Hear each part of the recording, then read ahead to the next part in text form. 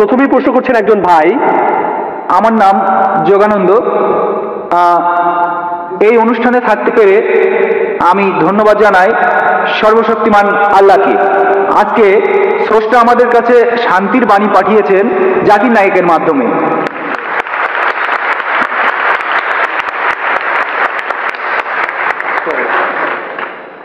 মানব জাতির শান্তি, এছাড়া হিন্দু মুসলমানের শান্তি। তাই আপনাকে অনেক ধন্যবাদ জানাচ্ছি। আপনি অসাধারণ একটা কাজ করেছেন। যেভাবে আপনি বেদ আর অন্যান্য ধর্মগ্রন্থ থেকে উদ্ধৃতি দিলেন, অসাধারণ একটা কাজ করেছেন। তারপরও আমাদের হিন্দুইজমে একটা জিনিস রয়েছে, সেটা হলো সিদ্ধান্ত। আপনি এখানে বেদান্ত নিয়ে কথা বলেছেন। যদি সিদ্ধান্ত পড়েন তাহলে হিন্দুইজম নিয়ে আরো বলতে পারবেন, আর এটা আমাদের মানব জাতির শান্তির জন্য ভালো হবে। আচ্ছা, অনেক ধন্যবাদ সর্বশক্তিমান আল্লাহকে।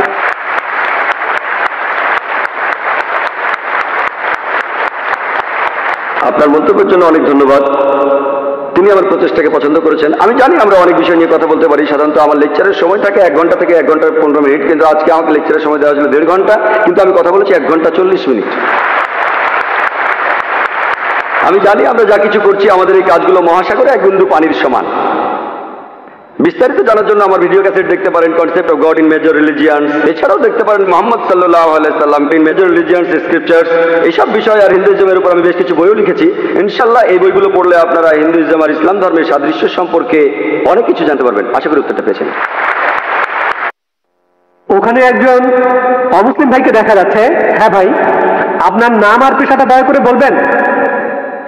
আমি শশাঙ্ক শেখর, এসেছি রাঁচি থেকে। আমি এখানে সত্যভামা কলেজে ইঞ্জিনিয়ারিং পড়ছি। স্যার, আজকের অনুষ্ঠানে আপনার লেকচার শোনার পর ইসলাম ধর্ম আর মুসলমানদের সম্পর্কে আমাদের ভুল ধারণা দূর হয়ে গেছে।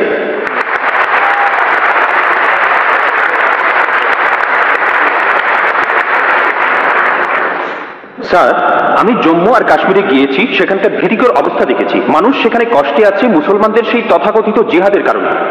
স্যার, আমার প্রশ্নটা হলো, ইসলাম কি এইসব কাজের অনুমতি দেয়? যদি না দেয় তাহলে এই জিহাদ শব্দটার অর্থ আসলে কি? কারণ পবিত্র কোরআনেই সূরা আরাফের 56 নম্বর আয়াতে বলা হয়েছে, তোমরা বিপর্যয় ঘটিও না। অথবা সূরা শুরার 40 নম্বর আয়াতে বলা হয়েছে যে প্রতিশোধ নেয়ার চাইতে ক্ষমা করা উত্তম। অথবা সূরা মাইদার 32 নম্বর আয়াতে বলা হয়েছে যে যদি কেউ কাউকে হত্যা করে সে মানব জাতিকেই হত্যা করলো। স্যার, একই বিষয় নিয়ে আমার আরো প্রশ্ন আছে। সেটা হলো, ইসলাম ধর্মে কোন জিনিসটাকে আমরা বেশি গুরুত্ব দেব, ধর্ম বা মাযহাব, নাকি আমাদের দেশ, মাদারল্যান্ড, মাতৃভূমি বা কওম? অনেক ধন্যবাদ। ভাই, আপনি খুব সুন্দর একটা প্রশ্ন করেছেন। প্রথম প্রশ্নটা হচ্ছে ইসলাম ধর্মে জিহাদ নিয়ে। প্রশ্ন করলেন যে কেন মানুষ যুদ্ধ করছে, কাশ্মীরে যা হচ্ছে জিহাদ, এটাকে ইসলাম কি অনুমতি দেয়? জিহাদ শব্দের অর্থ কি? এটা কি কোরআনে সূরা মাইদার 32 নম্বর আয়াতের বিরুদ্ধে যায় না? ভাই, এই জিহাদ সম্পর্কে বলি, এই ব্যাপারে ভুল ধারণা শুধু অমুসলিমদের মধ্যে নেই, মুসলমানদের মধ্যেও রয়েছে। বেশিরভাগ মানুষই এমনটা ভাবে যে কোনো মুসলিম যদি কোনো যুদ্ধ করে, যে কোনো যুদ্ধ হতে পারে নিজের সুবিধার জন্য, হতে পারে পলিটিক্সের জন্য, হোক সেটা ভাষার জন্য, হোক বর্ণের জন্য, সেটাই হলো জিহাদ। মুসলমানদের যুদ্ধ করাটাকে জিহাদ বলা হয় না। জিহাদ শব্দটা এসেছে আরবি শব্দ জাহাদা থেকে, তার মানে চেষ্টা করা, তার মানে পরিশ্রম করা। জিহাদ মানে সংগ্রাম, কোনো কিছুর জন্য চেষ্টা বা পরিশ্রম করা। ইসলামিক অভিধান অনুযায়ী জিহাদ অর্থ কারো অসৎ প্রবৃত্তির বিরুদ্ধে সর্বশক্তি দিয়ে লড়াই করা। এছাড়াও জিহাদ মানে সমাজের উন্নতির জন্য চেষ্টা করা। এছাড়াও জিহাদ শব্দটা যে যুদ্ধক্ষেত্রে আত্মরক্ষাকেও বোঝানো হয়ে থাকে। জিহাদের অর্থ অন্যায় অত্যাচারের বিরুদ্ধে লড়াই করা। জিহাদের মূল অর্থ চেষ্টা বা পরিশ্রম করা। অনেক মানুষের ভুল ধারণা আছে যে জিহাদ মানে পবিত্র যুদ্ধ। তারা জিহাদের অনুবাদ করে পবিত্র যুদ্ধ। পবিত্র যুদ্ধ বলে যে আরবি শব্দটা আছে সেটা হারবুম মুকাদ্দাসা। যদি আপনারা কোরআন পড়েন, কোরআনের কোথাও পাবেন না, একটা আয়াত নেই, অথবা নবীজি সাল্লাল্লাহু আলাইহি সাল্লামের সহিহ হাদিসেও কোনো জায়গায় হারবুম মুকাদ্দাসার কথা বলা নেই। এই শব্দটা কোরআন বা হাদিসে নেই। জিহাদ শব্দটার অনুবাদ কোনোভাবেই পবিত্র যুদ্ধ নয়। ঐতিহাসিকরা এই পবিত্র যুদ্ধ শব্দটা প্রথম ব্যবহার করেছিল খ্রিস্টানদের ক্রুসেডকে বোঝানোর জন্য, যারা খ্রিস্টান ধর্ম প্রচার করেছে আর হাজার হাজার মানুষ হত্যা করেছে। দুর্ভাগ্যজনকভাবে বেশিরভাগ লোক, এমনকি তথাকথিত মুসলমান পণ্ডিতগণ জিহাদের অনুবাদ করে পবিত্র যুদ্ধ, এটা ভুল অনুবাদ। জিহাদ শব্দটার অর্থ চেষ্টা বা পরিশ্রম করা। অনেক সময় এই চেষ্টাটা যুদ্ধক্ষেত্রে হতে পারে, সেই যুদ্ধটাও হবে আল্লাহ সুবহানাহু ওয়া তাআলার পথে, সেটা কিতাল ফি সাবিলিল্লাহ। একটা প্রশ্ন করা হয়, ইসলামে কেন যুদ্ধ আর হত্যার অনুমতি দেওয়া হয়েছে? ইসলামের অনেক সমালোচক আছেন যারা বলেন ইসলাম খুব নিষ্ঠুর একটা ধর্ম, ইসলাম সবসময় বলে অমুসলিম কাউকে দেখলে তাকে মেরে ফেলো। অনেকেই বলেন, ইন্ডিয়াতে এরকম একজন আছেন অরুণ সুরি, তিনি একটা বই লিখেছেন দ্য ওয়ার্ল্ড অফ ফতোয়া। তিনি সূরা তাওবার 5 নম্বর আয়াতের উদ্ধৃতি দিয়ে বলেছেন যে কোরআন বলছে কোন কাফিরদের যেখানেই পাবে, ব্র্যাকেটে হিন্দু, তাদেরকে হত্যা করবে। যদি আপনি পবিত্র কোরআনের সূরা তাওবার 5 নম্বর আয়াতটা দেখেন, সেখানে বলা হয়েছে কাফিরদের যেখানে পাবে হত্যা করবে। তবে এই উদ্ধৃতির প্রসঙ্গের কথা এখানে বলা নেই। যদি আপনারা এই আয়াতের আগের আয়াতগুলো পড়েন, সেখানে একটা শান্তি চুক্তির কথা বলা হয়েছে, মক্কার মুশরিকদের সাথে মুসলিমদের একটা শান্তি চুক্তি। পবিত্র কোরআনের সূরা তাওবার প্রথম 4টা আয়াতে মক্কার মুশরিকদের সাথে মুসলমানদের একটা শান্তি চুক্তির কথা বলা হয়েছে, আর মক্কার মুশরিকরা এই শান্তি চুক্তিটা ইচ্ছা করেই ভেঙেছিল। এরপর আল্লাহ তাআলা 5 নম্বর আয়াতটা নাজিল করলেন মুশরিকদের সম্পর্কে। সেই আয়াতে আল্লাহ মুসলিমদের বললেন সবকিছু 4 মাসের মধ্যে ঠিক করে ফেলো, না হলে যুদ্ধ ঘোষণা করো। আর যুদ্ধক্ষেত্রে আল্লাহ বলেছেন যখন শত্রুরা তোমাকে আক্রমণ করতে আসবে, তুমি শত্রুদের হত্যা করবে। এই আয়াতটা যুদ্ধক্ষেত্রের কথা বলছে, যখন শত্রুরা তোমাকে মারতে আসবে ভয় না পেয়ে লড়াই করো। আজকের দিনে একজন আর্মি জেনারেল তার দলের সৈন্যদের মনোবল চাঙ্গা করার জন্য সেই জেনারেল বলবেন যে যখন শত্রুরা আসবে তাদের মেরে ফেলো। আর অরুণ সুরি 5 নম্বর আয়াতটা বলার পরে চলে গেছেন 7 নম্বর আয়াতে, কারণ 6 নম্বর আয়াতে উত্তরটা আছে। পবিত্র কোরআনের সূরা তাওবার 6 নম্বর আয়াতে উল্লেখ করা হয়েছে, যদি কোনো কাফির তোমার কাছে আশ্রয় প্রার্থনা করে, যদি তারা শান্তি চায়, তাহলে তোমরা তাদের নিরাপদ স্থানে পৌঁছে দেবে। শত্রু যদি আশ্রয় প্রার্থনা করে, তাদের নিরাপদ স্থানে পৌঁছে দাও। আজকের দিনের সবচেয়ে ভালো আর্মি জেনারেল খুব বেশি হলে তার সৈন্যদের বলবেন যে শত্রুদের চলে যেতে দাও। এখানে আল্লাহ বলছেন তাদের শুধু ছেড়ে দিও না, তাদের কোনো নিরাপদ স্থানে পৌঁছে দাও। যখনই কোরআনে যুদ্ধের প্রসঙ্গে কথা থাকে, আরেকটা হলো সূরা আনফালের 60 নম্বর আয়াতে উল্লেখ আছে, তোমাদের শক্তি ও অশ্ববাহিনী প্রস্তুত রাখো আর শত্রুদের আক্রমণ করো। পরের আয়াতে বলছে কিন্তু শত্রুরা যদি সন্ধি করতে চায়, তুমিও সন্ধি করো। তাহলে যে আয়াতগুলোতে যুদ্ধের কথা বলা হয়েছে, তার পরের আয়াতে বলছে যদি তারা শান্তি চায়, শান্তিই ভালো। এখন আরেকটা প্রশ্ন, সূরা মাইদার 32 নম্বর আয়াতে কি বলছে, বা সূরা নিসা 40 নম্বর আয়াতে কি বলছে, যে যদি কোনো মানুষকে হত্যা করা হয় তাহলে সে যেন পুরো মানুষ জাতিকে হত্যা করলো। এটাই হলো ইসলামের আসল কথা। যদি কেউ কোনো মানুষকে হত্যা করে, হোক সে মুসলিম বা অমুসলিম, যদি সেটা হত্যা বা ধ্বংসাত্মক কাজের অপরাধে না হয়, যদি দুর্নীতির অপরাধে না হয়, তাহলে সে যেন পুরো মানুষ জাতিকেই হত্যা করলো। আর কেউ যদি কোনো মানুষকে বাঁচায়, তাহলে সে যেন পুরো মানুষ জাতিকে বাঁচালো। এখন আপনারা যদি ভগবদ গীতা পড়েন, ভগবদ গীতার 2য় অধ্যায়ের 50 অনুচ্ছেদে আছে, বলা হয়েছে শ্রীকৃষ্ণ এখানে অর্জুনকে জিহাদ করতে বলেছেন, চেষ্টা। যদি আপনারা পড়েন মহাভারত, মহাভারতের হাজার হাজার অনুচ্ছেদে যুদ্ধের কথা রয়েছে, হাজার হাজার অনুচ্ছেদে। কোরআনে যত যুদ্ধের কথা আছে তার চেয়ে অনেক বেশি। মহাভারত একটা ধর্মগ্রন্থ, আপনারা হয়তো জানেন। এখানে রাজ্য নিয়ে একটা যুদ্ধের গল্প রয়েছে পাণ্ডব আর কৌরবদের মধ্যে। পাণ্ডবদের 5 ভাই আর কৌরবদের 100 ভাই যুদ্ধ। আর ভগবদ গীতা হলো মহাভারতের অংশ। 18টা অধ্যায় কৃষ্ণের কথা। প্রভু তিনি উপদেশ দিচ্ছেন অর্জুনকে। অর্জুন বলছে, এটা আছে ভগবদ গীতার 1 নম্বর অধ্যায় 42 থেকে 46 অনুচ্ছেদে, আমি আমার আত্মীয়দের সাথে যুদ্ধ না করে নিরস্ত্র অবস্থায় এই যুদ্ধক্ষেত্রে মরে যাব। কিভাবে জ্ঞাতি ভাইদের সাথে যুদ্ধ করবো? কৌরবরা আমার জ্ঞাতি ভাই, যুদ্ধ না করে আমি বরং যুদ্ধক্ষেত্রে নিরস্ত্র অবস্থায় মরে যাব। ঠিক তখনই শ্রীকৃষ্ণ জানেন তিনি কি বলেছিলেন? 2য় অধ্যায় 2 আর 3 অনুচ্ছেদে আছে, তোমার মনে এমন অশুদ্ধ চিন্তা এলো কিভাবে? এটা একটা পাপ। তুমি এতটা দুর্বল হলে কিভাবে? তোমার হৃদয় দুর্বল হলো কিভাবে? শ্রীকৃষ্ণ নিজেই বলেছেন যে অর্জুনের চিন্তাটা ঠিক নয়, এটা অশুদ্ধ চিন্তা, এটা একটা পাপ। এটা করলে তুমি স্বর্গে যেতে পারবে না, তুমি বেহেশতে যেতে পারবে না। এরপরে ভগবদ গীতার 2য় অধ্যায়ের 31 থেকে 33 অনুচ্ছেদে আছে, শ্রীকৃষ্ণ তিনি বলেছেন, তিনি অর্জুনকে বলেছেন যে ক্ষত্রিয়দের দায়িত্ব হলো যুদ্ধ করা। যদি যুদ্ধ না করো তাহলে স্বর্গে যেতে পারবে না, আর যুদ্ধ না করলে তুমি একটা পাপ করবে। যদি ভালো করে দেখেন ভগবদ গীতায় শ্রীকৃষ্ণ বলছেন যে তোমাকে যুদ্ধ করতে হবে। চিন্তা করেন, আমি যদি ভগবদ গীতার এই উদ্ধৃতি দিয়ে বলি যে শ্রীকৃষ্ণ বলছেন অর্জুনকে তোমার আত্মীয় স্বজনদের যুদ্ধ করে হত্যা করতে হবে, কোনো প্রসঙ্গ ছাড়া উদ্ধৃতি দিলে সেটা হবে শয়তানি। আর প্রসঙ্গটা বললে শ্রীকৃষ্ণ অর্জুনকে বলছেন যদি তোমাকে লড়তে হয় মিথ্যার বিরুদ্ধে, সত্যের জন্য, তুমি যে কারো বিরুদ্ধে যুদ্ধ করো, এমনকি সে যদি আত্মীয় হয়। প্রসঙ্গটা বললে অনুচ্ছেদটা যুক্তি আছে।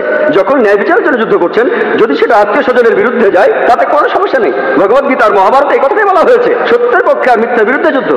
যখনই আমি কোনো হিন্দুকে মহাভারত আর গীতার কথা বলবো, সে তো এটা জানে। সে বলবে না, মহাভারত আর গীতায় সত্যের সাথে মিথ্যার যুদ্ধের কথা বলা হয়েছে। আর ঠিক এরকম কথা আছে পবিত্র কোরআনে। তাহলে মহাভারত আর গীতার উদ্ধৃতিগুলো শুনলে আপনি কোরআনকেও বুঝতে পারবেন। এছাড়াও অনেক লোক বলে ও কোরআনে জিহাদের কথা বলছে, আপনি জিহাদ করতে গিয়ে মারা গেলে বেহেশতে যাবেন। অনেকে আছেন, তাদের একজন অরুণ সুরি বলছেন, তিনি সহিহ বুখারী থেকে হাদিসের উদ্ধৃতিও দিয়েছেন। 4 নম্বর খণ্ড বুক অফ জিহাদ 2 নম্বর অধ্যায়ের 46 নম্বর হাদিস বলা হয়েছে, একজন মুজাহিদ হলো সেই লোক যে আল্লাহ সুবহানাহু ওয়া তাআলার পথে চেষ্টা করে আর আল্লাহ নিজেই জানেন কে চেষ্টা করছে। এরপরে নবীজি বলেছেন, যদি কোনো মুজাহিদ যুদ্ধক্ষেত্রে মারা যায় সে জান্নাতে যাবে, সে পরকালে বেহেশতে যাবে, কিন্তু যদি সে ফিরে আসে, মারা না যায়, সে ফিরে আসবে গনিমতের মাল নিয়ে। এই হাদিসটা আর কোরআনের বিভিন্ন আয়াতের কথা বলছেন ইসলামের সমালোচকরা। আমি ভাবি হিন্দু সমালোচকরা এই উদ্ধৃতিটা দেয় কিভাবে? তারা কি ভগবদ্গীতা পড়েনি? তারা কি মহাভারত পড়েনি? এমনকি শ্রীকৃষ্ণ তিনি ভগবদ্গীতায় বলেছেন 2য় অধ্যায়ের 37 অনুচ্ছেদে আছে, হে অর্জুন, হে কুন্তির পুত্র, যুদ্ধের প্রস্তুতি নাও, যদি যুদ্ধে মারাও যাও কোনো সমস্যা নেই, তুমি স্বর্গে চলে যাবে। আর যদি তুমি জয়লাভ করে ফিরে আসো তাহলে তুমি এই পৃথিবীর ধন সম্পদগুলো পাবে। হাদিসে একই কথা আছে। তাহলে কৃষ্ণ যখন অর্জুনকে বলছে যুদ্ধ করো সমস্যা নেই, যদি মারা যাও স্বর্গে চলে যাবে, যদি যুদ্ধে জিতে ফিরে আসো তুমি অনেক ধন সম্পদ পাবে। সহিহ বুখারীও একই কথা বলছে, কোরআনেও একই কথা আছে। তাহলে ধর্মগ্রন্থগুলো পড়লে আমরা একে অন্যকে ভালোভাবে বুঝতে পারবো। তাহলে ইসলামে যুদ্ধের অনুমতি আছে শেষ উপায় হিসেবে, আত্মরক্ষার জন্য আর অত্যাচারের বিরুদ্ধে, না হলে নয়। আর জিহাদ অর্থ চেষ্টা বা পরিশ্রম করা। এবার আমরা দ্বিতীয় প্রশ্নে আসি, কোনটা বেশি ইম্পর্টেন্ট? এখানে বেশি ইম্পর্টেন্ট কি দেশের আইন কানুন মেনে চলা নাকি মাযহাব বা দ্বীনকে মানা? যেন আমাকে প্রশ্ন করছেন, আমার উপর কার দাবি আগে? আমার বাবার দাবি আগে না মায়ের দাবি আগে? ভাই, এর আইন আর ধর্মের আইন মানার ব্যাপারে একটা কথা বলি, আল্লাহকে মানার ব্যাপারে বলি। মহান ঈশ্বর আমাদের সৃষ্টিকর্তা, তিনি আমাদের চাইতে অনেক উপরে।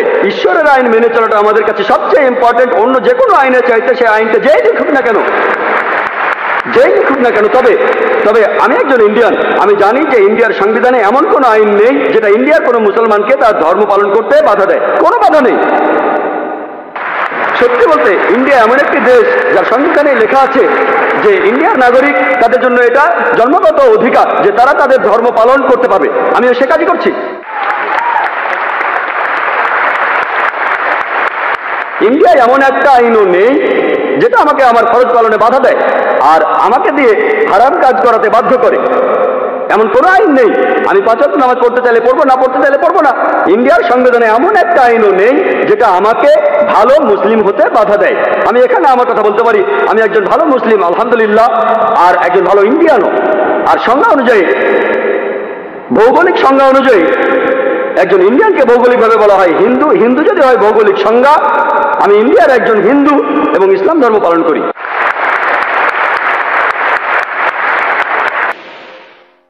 ভাই, আপনার নাম আর পেশাটা কি জানতে পারি? আমার নাম শরণ কুমার, আমি একটা ব্যাংকে চাকরি করি। আমি জানি যে হিন্দু ধর্মের বেশিরভাগ অনুসারী বেদের কথা জানে না তারা। তবে আপনি কি বেদের সব কথাগুলো মানেন? বেদের কথার সাথে কি আপনি একমত? হিন্দু ধর্মের মধ্যে কিছু কিছু লোক আছে, তারা বেদ পড়ে, কিন্তু বেশিরভাগ অনুসারী বেদের কথাগুলো জানে না। আর অনেক ধর্মীয় নেতাই বেদের কথা অনুযায়ী তাদের কাজগুলি করে না। বেদ ঠিক হয়ে থাকলে তারা এমনটা করে কেন? উত্তরটা জানতে চাই। ভাই, আপনি যে প্রশ্নটা করেছেন, প্রথম অংশটা হলো বেদের কথাগুলো আমি পুরোপুরি বিশ্বাস করি কিনা। 2 নম্বর পয়েন্ট, যে এই বেদ হাতে গোনা কিছু হিন্দু জ্ঞানী লোকেরা, তারা ছাড়া এই বেদ আর কেউ পড়ে না কেন? 1 নম্বর পয়েন্ট, আমি কি বেদের সব কথাগুলোই বিশ্বাস করি? যদি ভালো করে দেখেন, আল্লাহ পবিত্র কোরআনে বলছেন, সূরা রাদের 38 নম্বর আয়াতে উল্লেখ করা আছে, আল্লাহ বলছেন যে তোমার পূর্বে আমি অনেক রাসূল প্রেরণ করিয়াছিলাম। লিকুল্লি নাজিলিন কিতাব, প্রত্যেক যুগে রাসূল প্রেরণ করছি। পবিত্র কোরআনে 4টা কিতাবের নাম আছে, তাওরাত, জাবুর, ইনজিল আর কোরআন। পবিত্র কোরআন হলো আল্লাহ তাআলার সর্বশেষ আর চূড়ান্ত আসমানি কিতাব, নাজিল হয়েছিল সর্বশেষ আর চূড়ান্ত নবী মুহাম্মদ সাল্লাল্লাহু আলাইহি সাল্লামের উপর। এখন বোম্বেতে আমাকে একজন প্রশ্ন করেছিল, বেদকে আমি ঈশ্বরের বাণী মনে করি কি না। আমি কি বেদকে সম্পূর্ণ সঠিক মনে করি? দেখেন, নাম দিয়ে মাত্র 4টার কথা বলা হয়েছে, তাওরাত, জাবুর, ইনজিল আর কোরআন, কিন্তু আল্লাহ তাআলা আরো আসমানি কিতাব নাজিল করেছেন। এখন বেদের ব্যাপারে, বেদকে আমি ঈশ্বরের বাণী মনে করি কিনা, যেহেতু পবিত্র কোরআনে বেদের নাম উল্লেখ করা নেই, হাদিসেও বলা হয়নি, আমি নিশ্চিতভাবে বলতে পারি না যে এটা ঈশ্বরের বাণী। আমি এখন বলবো এটা হতে পারে, এমন হতে পারে আবার নাও হতে পারে। কিন্তু বেদ যদি ঈশ্বরের বাণী হয়েও থাকে, বেদ ছিল সেই সম্প্রদায়ের জন্য আর সেই সময়ের জন্য। বর্তমানে আমরা মানব সর্বশেষ আর চূড়ান্ত আসমানি কিতাবকে, অর্থাৎ পবিত্র কোরআন, পুরো মানুষ জাতির জন্য। 2 নম্বর প্রশ্ন, আমি বেদের সবকিছু বিশ্বাস করি কিনা। আল্লাহ পবিত্র কোরআনে সূরা বাকারার 79 নম্বর আয়াতে বলেছেন, ফাওয়াইলুল লিল্লাযিনা ইয়াকতুবুনাল কিতাবা বিআইদিহিম সুম্মা ইয়াকুলুনা হাযা মিন ইনদিল্লাহ লিয়াশতারু বিহি সামানান কালিলা ফাওয়াইলুল লাহুম মিম্মা কাতাবাত আইদিহিম ওয়াইলুল লাহুম মিম্মা ইয়াকসিবুন। দুর্ভোগ তাহাদের যাহারা নিজ হাতে কিতাব রচনা করে তুচ্ছ মূল্য প্রাপ্তির জন্য বলে ইহা আল্লাহর নিকট হইতে, দুর্ভোগ তাহারা যাহা উপার্জন করিয়াছে, দুর্ভোগ তাহারা যাহা লিখিয়াছে। তাহলে বুঝতে পারছি যে মহান সৃষ্টিকর্তা সব আসমানি কিতাবই সময় চলে যাওয়ার সাথে সাথে বাতিল হয়ে যায়, পরিবর্তিত হয়ে যায়। বর্তমানে ইঞ্জিলকে অবিকৃত অবস্থায় পাওয়া যাবে না। আমরা যে বাইবেল দেখি সেটা ইঞ্জিল নয়, যেটা যীশু খ্রিস্টের উপর নাজিল হয়েছিল। সময়ের সাথে সাথে এগুলো বদলে গেছে। তাই বেদ যদি ঈশ্বরের বাণী হয়েও থাকে, বেদ পুরোপুরি অবিকৃত অবস্থায় এখন নাই। হিন্দু পণ্ডিতরা এই ব্যাপারে একমত। আর আল্লাহ পবিত্র কোরআনে সূরা হিজরের 9 নম্বর আয়াতে বলেছেন, আমি কোরআন অবতীর্ণ করিয়াছি, অবশ্যই আমি উহা সংরক্ষক। কোরআনকে আরো বলা হয় ফুরকান, যা দিয়ে সঠিক ও ভুল আলাদা করা হয়। তাই বলবো, বেদের যে কথাগুলোর সাথে কোরআনের মিল রয়েছে সেগুলো সত্যি বলে মেনে নিচ্ছি, যেগুলো মেলে না সেগুলো বাদ দিচ্ছি। কারণ হিন্দু পণ্ডিতরাই বলেন যে বেদ অবিকৃত অবস্থায় নেই।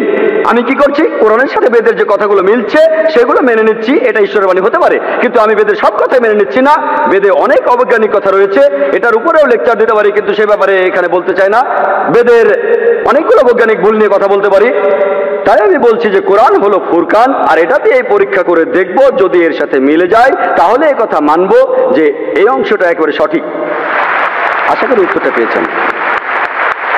এবারের প্রশ্ন মহিলাদের মধ্য থেকে একজন অমুসলিম বোন এবার প্রশ্ন করবেন।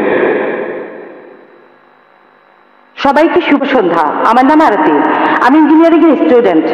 আমি এই কথা মানি যে সব ধর্মই আসলে কিছু বিশ্বাসের সমষ্টি। হিন্দুইজম একটা বিশ্বাস, ইসলাম একটা বিশ্বাস, খ্রিস্টান ধর্ম একটা বিশ্বাস। আর বেশিরভাগ প্রধান ধর্মই, যেমন হিন্দুইজম, ইসলাম বা খ্রিস্টান ধর্ম, এগুলো সময়ের সাথে গড়ে উঠেছে। এই ধর্মগুলো অনেক সময় পার করে তারপর এসেছে। এই ধর্মগুলোতে অনেক কিছু যোগ হতে পারে, বাদ যেতে পারে। এতে করে ধর্মটা উন্নত হতে পারে, অথবা এসব যোগ বিয়োগে ধর্মটার অনেক ক্ষতিও হতে পারে। আমার প্রশ্নটা হলো, আমাদের কেন কোরআন বা বেদের মতো কিছু ধর্মগ্রন্থ মেনে চলতে হবে? আমরা কেন ধর্মগুলোর ভালো জিনিসটা নিয়ে আর খারাপ জিনিসগুলো বাদ দিয়ে তারপর পালন করি না? কোরআন থেকে ভালো জিনিস নিলাম, বেদ থেকে ভালো জিনিস নিলাম, বাইবেল থেকে ভালো জিনিস নিলাম, তারপর সেগুলো মানতে পারি। আর বেদে যে কথাই থাকুক, কোরআনে যে কথাই থাকুক, আর বাইবেলে যে কথাই থাকুক, আমার মতে পুরুষের একটাই স্ত্রী থাকা উচিত। আর আমি কোনো কিছু এজন্য মানবো না যে সেটা কোরআনে লেখা আছে বা বেদে লেখা আছে। আমি আমার যুক্তি আর বুদ্ধি দিয়েই সেটা বিচার করব, আর সব ধর্ম থেকে ভালো জিনিসটাই নেব। আর আজকের এই অনুষ্ঠানে আমরা কেন এই দুইটা ধর্মের সাদৃশ্য আর পার্থক্য নিয়ে আলোচনা করছি? আমরা তো দুইটা ধর্ম থেকে ভালো জিনিসগুলো নিয়ে আমাদের নিজেদের মতো জীবনযাপন করতে পারি। এটাই আমার প্রশ্ন। বোন, আপনি খুব সুন্দর একটা প্রশ্ন করেছেন, খুবই সুন্দর প্রশ্ন, খুবই প্রাসঙ্গিক প্রশ্ন। আমরা কেন কোনো ধর্ম পালন করবো? কেন হিন্দুইজম, ইসলাম আর খ্রিস্টান ধর্ম, তার চেয়ে সব ভালো জিনিসগুলো জড়ো করি, সেগুলো মেনে চলি। শেষ। কোনটা ভালো কোনটা খারাপ কে বলবে?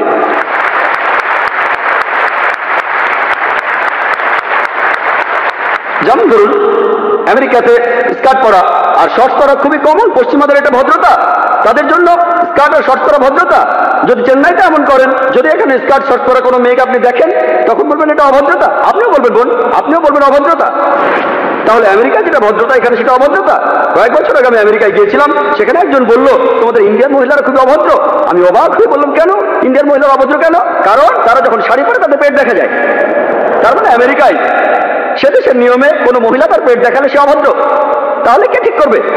আপনি যদি মুসলিম দেশগুলোতে যান, আরব দেশগুলোতে, কোনো মহিলার দিকে তাকানো, কোনো মহিলার দিকে চোখ ফেরানো অন্যায়, অভদ্রতা। এখানে যদি কোনো মহিলাকে স্পর্শ না করে কথা বলেন, তার দিকে তাকান, সেটা ভদ্রতা। তাই ইন্ডিয়ানরা নমস্তে বলে স্পর্শ ছাড়া। পশ্চিমা দেশগুলোতে হ্যান্ডশেক করাটা খুবই কমন। একজন মহিলা আর একজন পুরুষ হ্যান্ডশেক করছে, সেটাই ভদ্রতা। শরীরের অন্যান্য অঙ্গ প্রত্যঙ্গ স্পর্শ না করে হ্যান্ডশেক করা কিছু পশ্চিমা দেশে এটাই হলো ভদ্রতা। অন্যান্য পশ্চিমা দেশে মহিলাদের ঠোঁটে আর গালে চুমু দিয়ে এটা হলো ভদ্রতা। আর কিছু পশ্চিমা দেশে আপনি যা খুশি তাই করতে পারেন। পুরুষ আর মহিলা তারা স্বেচ্ছায় যা করবে সবই হলো ভদ্রতা।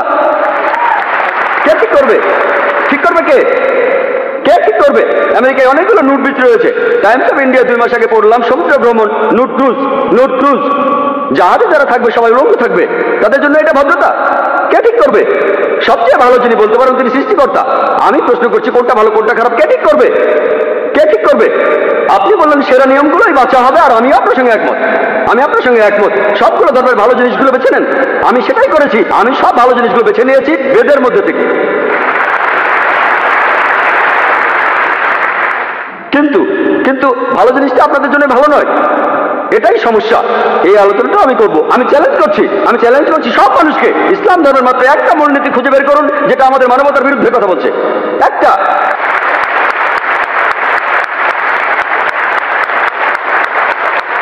আমি চ্যালেঞ্জ করছি, আমি অন্য মুসলমানকে এর মধ্যে টানছি না, আমি শুধু আমার মাথাটা গিলোটিনে রাখছি। আমি সবাইকে চ্যালেঞ্জ করছি যে কেউ, হ্যাঁ অনেক অমুসলিম আছেন যাদের কাছে মনে হবে কিছু এক ভুল, যেমন ধরুন এই বোন পুরুষের একাধিক বিয়েতে একমত নন, এরপরেও বলবো ইনশাল্লাহ আমার উত্তরটা শুনে আপনিও মানবেন, ইনশাল্লাহ মেনে নেবেন, আপনিও একমত হবেন।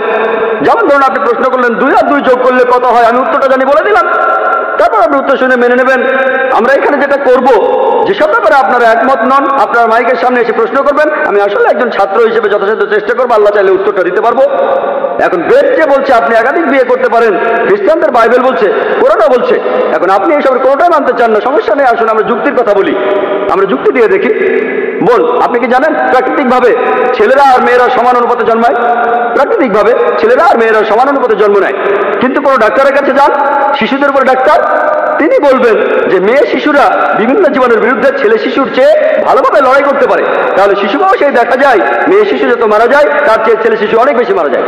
শিশু বয়সে মেয়েদের সংখ্যা ছেলেদের চাইতে বেশি থাকে, তারপর সময় যায়, মানুষ ধূমপানের কারণে মারা যায়, মদ খাওয়ার কারণে মারা যায়, অ্যাক্সিডেন্টে মারা যায়, যুদ্ধে মারা যায়, এখানেও মেয়েদের চাইতে ছেলেরা বেশি মারা যায়।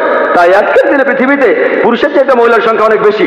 শুধুমাত্র কয়েকটা দেশে, ইন্ডিয়ার মতো তৃতীয় বিশ্বের কয়েকটা দেশে মেয়েদের সংখ্যা ছেলেদের চাইতে অনেক কম। কারণটা জানেন? কারণ হলো মেয়ে শিশু হত্যা। বিবিসির একটা রিপোর্টে এমিলিও বেকাননের কথা অনুযায়ী তিনি একটা প্রোগ্রামে বেশি বয়সে মৃত্যু নিয়ে বলেছিলেন প্রত্যেক দিন ইন্ডিয়াতে 3000-এরও বেশি মহিলা তাদের গর্ভপাত ঘটায় যখন জানতে পারে গর্ভের শিশুটি মেয়ে। তার মানে প্রতি বছরে ইন্ডিয়াতে 10 লাখেরও বেশি মহিলা গর্ভপাত ঘটায় যখন জানতে পারে গর্ভের শিশুটি মেয়ে। যদি এই অশুভ প্রথাটি বন্ধ করা যায়, আর তামিলনাড়ুর সরকারি হাসপাতালের রিপোর্ট অনুযায়ী আপনাদের এই প্রদেশেই এই রিপোর্ট বলছে প্রতি 10 জন মেয়ে সন্তানের 4 জনকে মারা হয়, এই কাজটা কি সঠিক? এটা ভুল। যদি এই অশুভ প্রথা বন্ধ করেন তাহলে ইন্ডিয়াতেও মেয়েদের সংখ্যা হবে ছেলেদের সংখ্যা চেয়ে বেশি। শুধুমাত্র আমেরিকাতেই মেয়েদের সংখ্যা ছেলেদের চেয়ে 78 লক্ষ বেশি। শুধু ইংল্যান্ডে ছেলেদের চেয়ে মেয়েদের সংখ্যা 40 লক্ষ বেশি। জার্মানিতে মেয়েদের সংখ্যা 50 লক্ষ বেশি। শুধু রাশিয়াতে মেয়েদের সংখ্যা হচ্ছে 90 লক্ষ বেশি। আল্লাহ জানেন পৃথিবীতে মেয়েদের সংখ্যা ছেলেদের চাইতে কতজন বেশি। মনে করুন হাইপোথেটিক্যাল প্রশ্ন, ধরুন আমার বোন সে আমেরিকায় থাকে, অথবা আপনার বোন সে আমেরিকায় থাকে ইউএসএ, আর সেখানকার বিয়ের বাজারে প্রত্যেক পুরুষ একটা করে বিয়ে করেছে, তবুও সেখানে 78 লক্ষ মহিলা থাকবে যারা কোনো জীবন সঙ্গী খুঁজে পাবে না। তাদের জন্য তখন একটা উপায় খোলা থাকে, যেসব মহিলা জীবন সঙ্গী খুঁজে পাবে না তারা হয় কারো দ্বিতীয় স্ত্রী হতে পারে অথবা হতে পারে জনগণের সম্পত্তি। হয়তো বলবেন জনগণের সম্পত্তি, ভাই জাতি এটা খারাপ শব্দ। বোন সবচেয়ে ভদ্র ভাষায় আমি এটাই বলতে পারি, এর চেয়ে ভালো কোনো শব্দ জানা নেই। আমেরিকাতে সে দেশের পরিসংখ্যান আমাদের বলে বিয়ের আগে গড়ে একজন মানুষের 8 জন যৌনসঙ্গী থাকে। রক্ষিত রাখাটা খুবই কমন, যতজন খুশি 10 জন 20 জন 30 জন সমস্যা নেই, 100 জন আইন আপনাকে কিছুই বলবে না। যদি আপনার একাধিক স্ত্রী থাকে এই ব্যাপারটা তারা হজম করতে পারে না। কেন? রক্ষিতা হয়ে মহিলারা কোনো অধিকার পান না, এখানে সেই মহিলাকে অসম্মান করা হয়। ইসলামে আপনার দ্বিতীয় স্ত্রী থাকলেও তার সমান অধিকার, তার সম্মান আছে, সবাই শ্রদ্ধা করে। তবে আমি আপনার সঙ্গে একমত, এ ব্যাপারে একমত যে কোনো মহিলা স্বাভাবিক পরিস্থিতিতে তার স্বামীকে অন্য মহিলার সাথে ভাগাভাগি করতে চায় না। আমি একমত বোন, আমি আপনার সাথে একমত। কিন্তু ইসলামিক শরিয়ার মূল কথা হলো বড় ক্ষতি ঠেকানোর জন্য ছোট কোনো ক্ষতি হওয়া ভালো। বড় ক্ষতি ঠেকাতে হলে ছোট ক্ষতি হওয়া ভালো। তাহলে মুসলিম উম্মাত সব মুসলমান মহিলা জানেন যে অনেক মহিলা অবিবাহিত, যদি তারা অনুমতি না দেয় তাদের স্বামীদের একাধিক বিয়ে করতে, এরা জনগণের সম্পত্তি হবে। তখন তারাই বলবে আমাদের স্বামীদের ভাগাভাগি করব, কিন্তু অন্যান্য বোনদের জনগণের সম্পত্তি হতে দেব না। আশা করি উত্তরটা পেয়েছেন। এবারের প্রশ্ন পুরুষদের মধ্য থেকে ডান দিকের মাইকে। আমার নাম দেবরাজ, আমি একজন ইঞ্জিনিয়ার। আমি একটা ইঞ্জিনিয়ারিং ফার্মে সিনিয়র ম্যানেজার হিসেবে কাজ করছি। উপস্থিত শ্রোতাদের সবাইকে বলছি, আজকে আমরা একটা অসাধারণ অনুষ্ঠান উপভোগ করলাম। এই লেকচারে হিন্দুদের সবারই চোখ খুলে গেছে।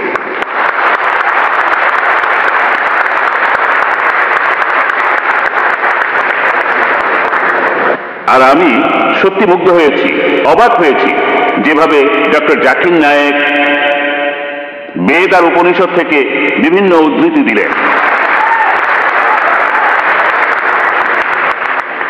আমি এটাই বলবো, বেশিরভাগ লোকই বলবে ডক্টর জাকিরের এই ক্ষমতা ঈশ্বরই তাকে দিয়েছেন।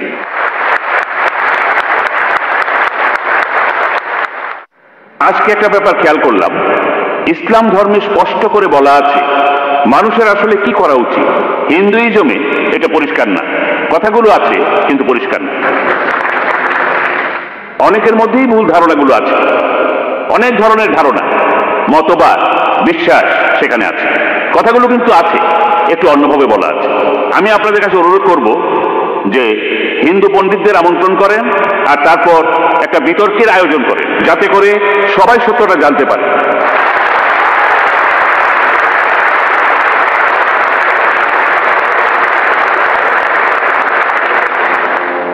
আর এতে করে হিন্দু আর মুসলমানরা আরো কাছাকাছি আসতে পারবে। আর সবাই মিলে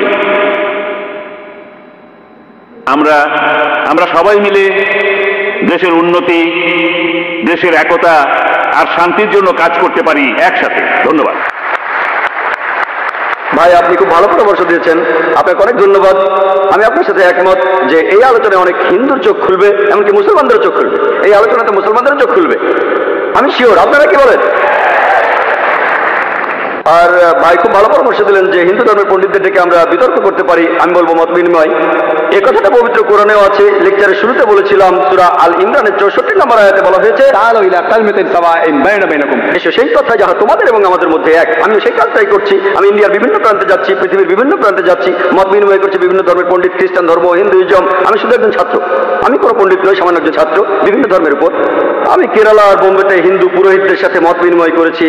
এমনই একটা বিতর্কের জন্য কয়েক মাস পরে আমি ব্যাঙ্গালোর যাব ইনশাআল্লাহ। তিনি শ্রী শ্রী রবিশঙ্কর, তিনি আমাকে সেখানে আমন্ত্রণ জানিয়েছেন। আমি শ্রী শ্রী রবিশঙ্করের নাম অনেক শুনেছি। তিনি খুব বিখ্যাত মানুষ, পৃথিবীর 40টা দেশে তার আশ্রম রয়েছে, আর্ট অফ লিভিং।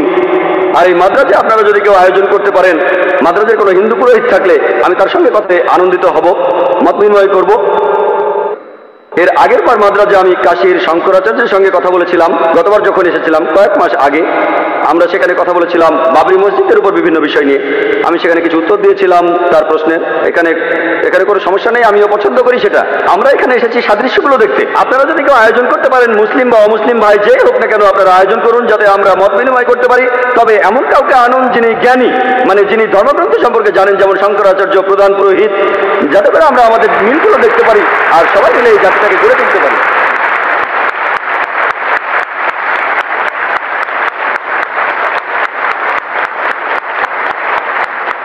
এবার প্রশ্ন করবেন একজন অমুসলিম বোন। মিস্টার জাকির, প্রশ্নটা করেছে আমার এক অমুসলিম বন্ধু। সে আমাকে বলে যে মুসলমানদের মধ্যেই বিভ্রান্তি আছে। মুসলমানরা নিজেরাই এক অন্যকে প্রশ্ন করে যে আপনি কি ওয়াহাবি নাকি আপনি একজন সুন্নি। তার মতে মুসলমানদের বিভ্রান্তির মধ্যে রয়েছে। এখন এই ব্যাপারে আপনি কি বলবেন? এ ব্যাপারে আমরা মুসলমানরা কি বলতে পারি?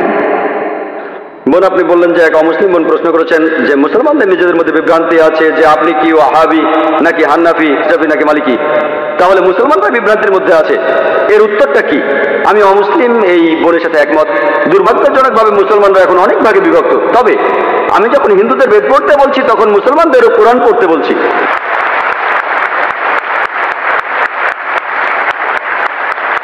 আল্লাহ পবিত্র কোরআনে বলেছেন সূরা আল ইমরানের 103 নম্বর আয়াতে আল্লাহ তাআলা বলেছেন, ওয়াতাসিমু বিহাবলিল্লাহি জামিআ ওয়া লা তাফাররাকু।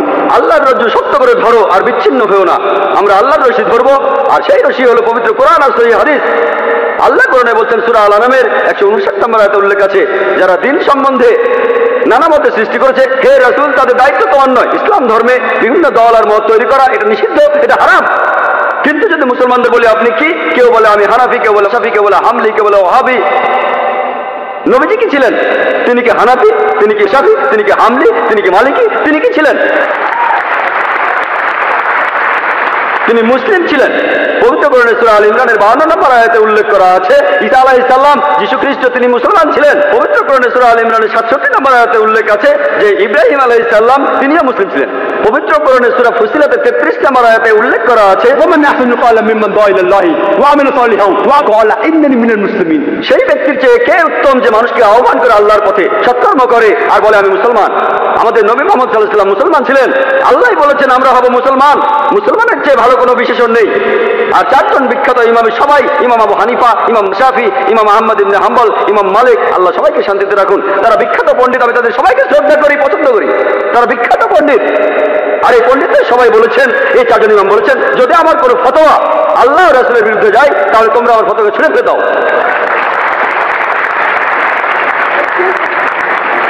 যদি ভালো করে দেখেন, এই যে ইমাম যারা ছিলেন তারা মুসলমানদের বিভক্ত করতে চাননি, তারা চেয়েছিলেন মানুষ যেন মূল ধর্মগ্রন্থগুলো পড়ে, কোরআন আর সহিহ হাদিস। তাই আমাদের এখন যা করতে হবে, আমি জানি যে লোকজন বলে একটা হাদিসে আছে মুসলিমরা 73টি ভাগে বিভক্ত হবে, এটা আছে তিরমিজিতে সহিহ হাদিস 171 নম্বর হাদিস। নবীজি বলেছেন ভবিষ্যতে 73টি ভাগ তৈরি হবে, ভাগ করা উচিত সেটা বলেননি।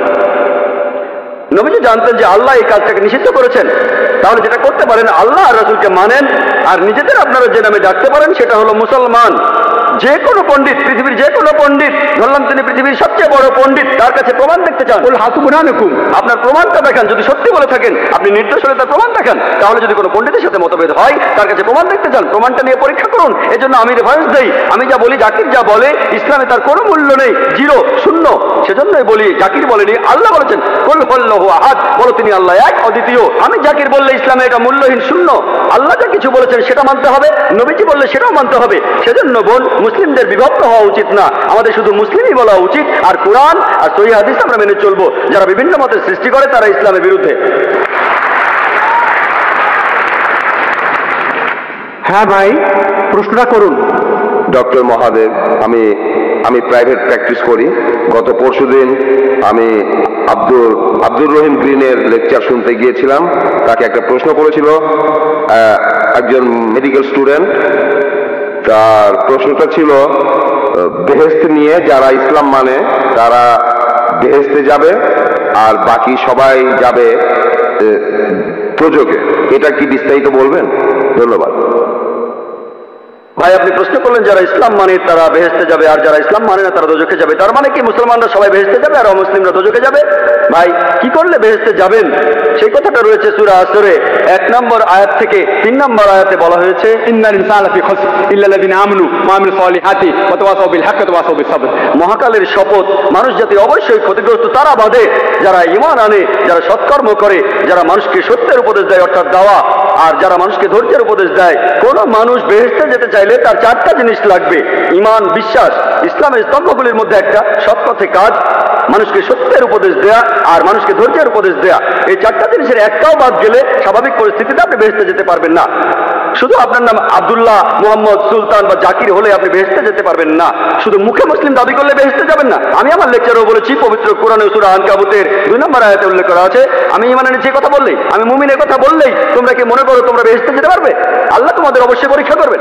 তাহলে নিজেকে মুসলিম দাবি করলেই আপনি বেহেশতে চলে যাবেন না। যে লোকটা ইসলাম ধর্ম পালন করে, ইসলাম শব্দটা এসেছে আরবি শব্দ সালাম থেকে, যার অর্থ শান্তি। এর আরেকটা অর্থ ঈশ্বরের কাছে নিজের ইচ্ছাকে সমর্পণ করে দেয়া। যে লোক আল্লাহর কাছে নিজের ইচ্ছাকে সমর্পণ করে দেয় সেই হলো মুসলিম। তাহলে যে লোক ঈশ্বরের কাছে নিজের ইচ্ছাকে সমর্পণ করে, তার নাম যাই হোক না কেন, সে বেহেশতে যাবে। তাহলে বেহেশতে যেতে হলে ঈমান থাকতে হবে। সবগুলো স্তম্ভের কথাই বলেছি। একজন সৃষ্টিকর্তা আছেন, নবী রাসূল আছেন, তারপর পরকাল আছে, কিতাব আছে ইত্যাদি। ভালো সব কাজ করা আর মহান স্রষ্টার কাছে নিজের ইচ্ছাকে সমর্পণ করা। আপনি যদি স্রষ্টার কাছে নিজের ইচ্ছাকে সমর্পণ করেন, আরবিতে সেটাকেই বলা হয় ইসলাম ধর্ম। তার মানে এই না যে আপনি পাকিস্তান বা সৌদি আরবে থাকলে বেহেশতে যাবেন না। সৌদি আরবের সব লোক আর পাকিস্তানের সব লোক আল্লাহ মালুম, তিনি জানেন সবাই বেহেশতে যাবেন কিনা। তাহলে সেই লোকগুলোই বেহেশতে যাবেন যারা আল্লাহ তাআলার নির্দেশগুলো মেনে চলে, যে আল্লাহ তাআলার নির্দেশগুলো মেনে চলে। আর আমি আমার লেকচারে বলেছি, যদি আপনারা ঈশ্বরের এই নির্দেশগুলো মেনে চলেন, শুধুমাত্র নাম দিয়ে নিজেদেরকে মুসলিম বা মোহাম্মদ বা আব্দুল্লাহ বলে আপনারা বেহেশতে যেতে পারবেন না। নাম বদলানো এখানে আবশ্যক নয়। একটা নাম গ্রিন, এটা মুসলিম নাম নয়, এই নাম নিয়ে আপনি বেহেশতে যেতে পারবেন না এমনটা নয়। ইনশাআল্লাহ তিনিও বেহেশতে যাবেন, তিনি মুসলমান হয়েছেন, আগে খ্রিস্টান ছিলেন। তাহলে নাম দিয়ে বেহেশতে যাবেন না, ভালো কাজ থাকলে যাবেন। ঈমান, সৎ কাজ, মানুষকে সত্যের উপদেশ দেয়া, ধৈর্যের উপদেশ দেয়া। যদি ভালো কাজ করেন, আপনার ঈমান থাকে, মানুষকে সত্যের আর ধৈর্যের উপদেশ দেন, ইনশাআল্লাহ তাহলে সেই লোক বেহেশতে যেতে পারবেন। আশা করি উত্তরটা ইসলাম শব্দটা এসেছে আরবি শব্দ সালাম থেকে, যার অর্থ শান্তি। এর আরেকটা অর্থ ঈশ্বরের কাছে নিজের ইচ্ছাকে সমর্পণ করে দেয়া। যে লোক আল্লাহর কাছে নিজের ইচ্ছাকে সমর্পণ করে দেয় সেই হলো মুসলিম। তাহলে যে লোক ঈশ্বরের কাছে নিজের ইচ্ছাকে সমর্পণ করে, তার নাম যাই হোক না কেন, সে বেহেশতে যাবে। তাহলে বেহেশতে যেতে হলে ঈমান থাকতে হবে। সবগুলো ইসলামের কথাই বলেছি। একজন সৃষ্টিকর্তা আছেন, নবী রাসূল আছেন, তারপর পরকাল আছে, কিতাব আছে ইত্যাদি। ভালো সব কাজ করা আর মহান স্রষ্টার কাছে নিজের ইচ্ছাকে সমর্পণ করা। আপনি যদি স্রষ্টার কাছে নিজের ইচ্ছাকে সমর্পণ করেন, আরবিতে সেটাকেই বলা হয় ইসলাম ধর্ম। তার মানে এই না যে আপনি পাকিস্তান বা সৌদি আরবে থাকলে বেহেশতে যাবেন, না। সৌদি আরবের সব লোক আর পাকিস্তানের সব লোক আল্লাহ মালুম, তিনি জানেন সবাই বেহেশতে যাবেন কিনা। তাহলে সেই লোকগুলোই বেহেশতে যাবেন যারা আল্লাহ তাআলার নির্দেশগুলো মেনে চলে, যে আল্লাহ তাআলার নির্দেশগুলো মেনে চলে। আর আমি আমার লেকচারে বলেছি, যদি আপনারা ঈশ্বরের এই নির্দেশগুলো মেনে চলেন, শুধুমাত্র নাম দিয়ে নিজেদেরকে মুসলিম বা মোহাম্মদ বা আব্দুল্লাহ বলে আপনারা বেহেশতে যেতে পারবেন না। নাম বদলানো এখানে আবশ্যিক নয়। একটা নাম গ্রিন, এটা মুসলিম নাম নয়, এই নাম নিয়ে আপনি বেহেশতে যেতে পারবেন না এমনটা নয়। ইনশাআল্লাহ তিনিও বেহেশতে যাবেন, তিনি মুসলমান হয়েছেন, আগে খ্রিস্টান ছিলেন। তাহলে নাম দিয়ে বেহেশতে যাবেন না, ভালো কাজ থাকলে যাবেন। ঈমান, সৎ কাজ, মানুষকে সত্যের উপদেশ দেয়া, ধৈর্যের উপদেশ দেয়া। যদি ভালো কাজ করেন, আপনার ঈমান থাকে, মানুষকে সত্যের আর ধৈর্যের উপদেশ দেন, ইনশাআল্লাহ তাহলে সেই লোক বেহেশতে যেতে পারবে। আশা করি উত্তরটা পেয়েছেন। এর পরের প্রশ্ন পুরুষদের মধ্যে থেকে, আপনার নাম এবং পেশা। আমার নাম রাজাজি, নিউ কলেজে ফার্স্ট ইয়ারে পড়ি। আমার আর আপনার দৃষ্টিভঙ্গি একেবারে আলাদা, তাই কিন্তু আমার নিজের মতটাও আমার জানানো উচিত। আপনি বললেন কৃষ্ণের 16,000 স্ত্রী ছিল, আমরা মুসলমানরাও 4টা বিয়ে করতে পারি। এতে একথাই বলা যায় যে এই দুইটা ধর্মই একসাথে মহিলাদের অধিকার থেকে বঞ্চিত করছেন। আপনি বললেন যে হয়তো বলতে পারেন মানুষ আসলে খুব আকর্ষণীয়, তবে এটা ব্যক্তিগত দৃষ্টিভঙ্গি। আর যদি এভাবে ব্যাপারটা দেখেন, আপনাদের দেখার ভুল আছে, আপনাদের চিন্তায় ভুল আছে। সৌন্দর্যের যে ধারণা সেটাও সময়ের সাথে বদলায়। একসময় ক্লিওপেট্রা ছিল সবচেয়ে সুন্দরী, কিন্তু এখন আর তেমনটা নেই। এখন ঐশ্বরিয়া রাই হলো 1 নম্বর। আর আপনি এও বললেন যে মূল ধর্মগ্রন্থ পড়তে, কিন্তু এতে করে কিছু উগ্রবাদী আর মৌলবাদী তৈরি হয়। আপনি যখন কোনো ধর্মে বিশ্বাস করবেন, তখন নিজের অন্যায়টাকে অন্যায় মনে হবে না। আর সেটাই ঠিক সেরকমই ঘটনাই ঘটেছিল গুজরাটে। 2000 মুসলিমকে সেখানে খুন করা হয়েছে, কেউ তাদের বাঁচাতে আসেনি। কিছু কমিউনিস্ট আর ডেমোক্রেট দল এগিয়ে এসেছিল। লোকজন ধর্মীয় মূল্যবোধের উপর আস্থা হারিয়ে ফেলেছে, আর আপনাদের মতো মানুষের কাছে এই ধর্মীয় মূল্যবোধটাই সবচেয়ে বড়। এসব ধর্ম উগ্রবাদী মানুষ তৈরি করে। তাই মানুষজনকে তাদের প্রাপ্য স্বাধীনতাটা দেন, যাতে করে তারা সমাজতান্ত্রিক আন্দোলনে যোগ দিতে পারে, যেমন কমিউনিস্ট আন্দোলন। ধন্যবাদ। ভাই মনে করেন তিনি একজন কমিউনিস্ট। আপনি খুব সুন্দর প্রশ্ন করেছেন। তিনি বললেন যে যখন হিন্দুইজম অনুমতি দিচ্ছে কৃষ্ণের 16,108 জন স্ত্রী, ইসলামের বহু বিবাহ অনুমতি আছে, তাহলে হিন্দুইজম আর ইসলাম একসাথে মহিলাদের অত্যাচার করছে কেন? আপনার মত অনুযায়ী, আপনার কথা অনুযায়ী ক্লিওপেট্রা একসময় সবচেয়ে সুন্দরী ছিল, এখন আর নেই। ঐশ্বরিয়া এখন 1 নম্বর। আমার জন্য না, আপনার জন্য।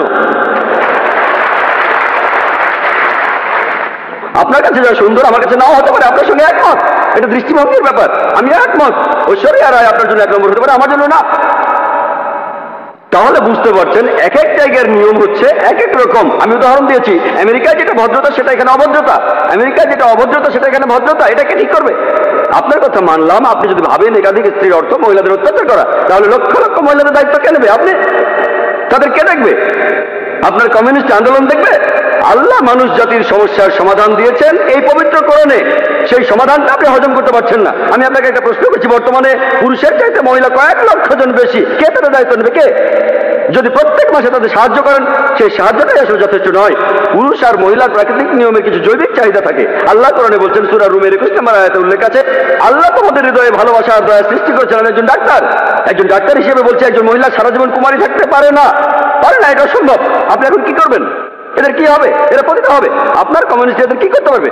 এর সমাধান কি? কোনো সমাধান নেই। আল্লাহ আমাদের এই সমস্যার সমাধান দিয়েছেন, সেই সমাধানটা হজম করতে পারছেন না। তাহলে এখানে সমস্যাটা হলো সমাধান পছন্দ হচ্ছে না, আপনি সমাধান দেন। এর থেকে ভালো সমাধান কি দিতে পারেন? ইসলামে একাধিক বিয়ে করাটা আবশ্যিক নয়, 4টা বিয়ে করা আবশ্যিক নয়। আমি এমন কোনো ইন্ডিয়ান মুসলিমকে চিনি না যার 4টা স্ত্রী, কাউকে চিনি না।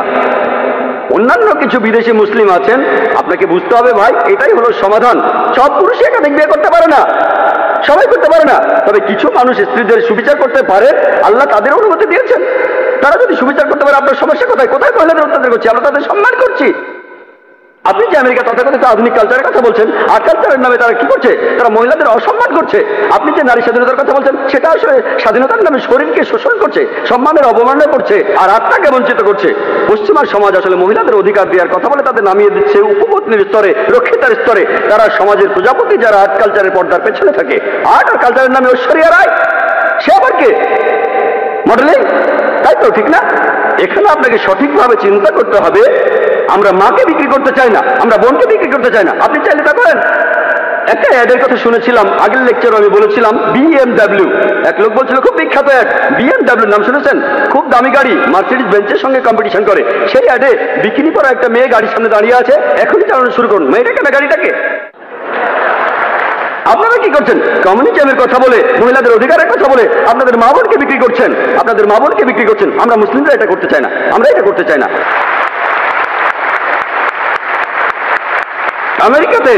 আমেরিকাতে আপনি রক্ষিত রাখতে পারেন 5, 10, 20, কেউ কিছু বলবে না।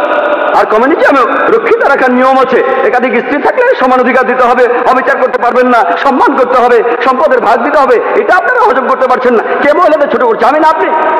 আর আমেরিকাতে, পৃথিবীর সবচেয়ে উন্নত দেশে, আমেরিকানরাই বলে যে ইসলাম মহিলাদের ছোট করে দেখে। আপনি কি জানেন পৃথিবীতে যতগুলো প্রধান ধর্ম আছে, ইসলামের অনুসারী বাড়ছে সবচেয়ে বেশি হারে। যে লোকগুলো ইসলাম গ্রহণ করছে তাদের 3 ভাগে 2 ভাগে মহিলা। ইসলাম যদি মহিলাদের ছোট করে, তাহলে আমেরিকান মহিলারা ইসলাম গ্রহণ করছে কেন? আমেরিকার পুরুষরা কেন ইসলাম গ্রহণ করছে? কে ডক্টর আবু আমিনা বিলাল ফিলিসকে ইসলাম গ্রহণে বাধ্য করেছিল? ভাই আব্দুর রহিম গ্রিনকে কে জোর করেছিল? কে? যারা ইসলাম গ্রহণ করছে তাদের 3 ভাগে 2 ভাগই মহিলা, তারাও ইসলাম গ্রহণ করছে। কেন? ইসলাম যদি মহিলাদের ছোট করে, তাহলে কেন তারা মুসলমান হচ্ছে? কারণ তারা জানে ইসলাম মহিলাদের নিরাপত্তা দেয়, মহিলাদের সম্মান দেয়। এই নিরাপত্তাটা থাকলে আপনাদের উদ্দেশ্য সফল হবে না, এদের দিয়ে আপনারা টাকা কামাতে পারবেন না। পলিটিশিয়ানরা যেমন ডিভাইড অ্যান্ড রুলের নীতি মেনে চলে, আর্ট আর কালচারের লোকেরা তেমনি মহিলাদের অধিকারের কথা বলে। বিউটি কন্টেস্ট, কসমেটিক্স বিক্রি করা হচ্ছে, তারা এভাবে কোটি কোটি ডলার কামাচ্ছে। আপনি জানেন বিউটি কন্টেস্ট কি জন্য? এই বিউটি কন্টেস্টের নামে তারা কোটি কোটি ডলার কামাচ্ছে। আর এরা যেহেতু কোটি কোটি ডলার কামাচ্ছে, অন্যান্য সব লোকজনও সেটা দেখছে।